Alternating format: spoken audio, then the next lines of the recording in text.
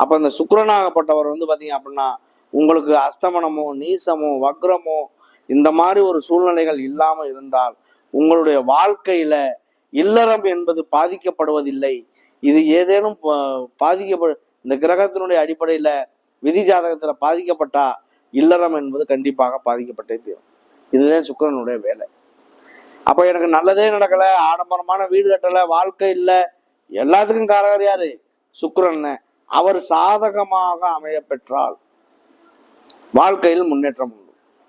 இல்லைன்னா ஒரு சில தோல்விகளையே சந்திக்கக்கூடிய சூழ்நிலைகள் உண்டாகும்.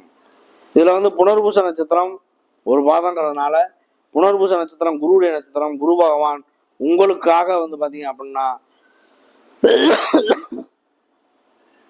11ஆம் இடமான லாபஸ்தானத்துல இருக்காரு. அதுவே உங்களுக்கு ஒரு நல்ல முன்னேற்றத்தை தருவதற்கான ஒரு வாய்ப்பு உண்டு. அடுத்து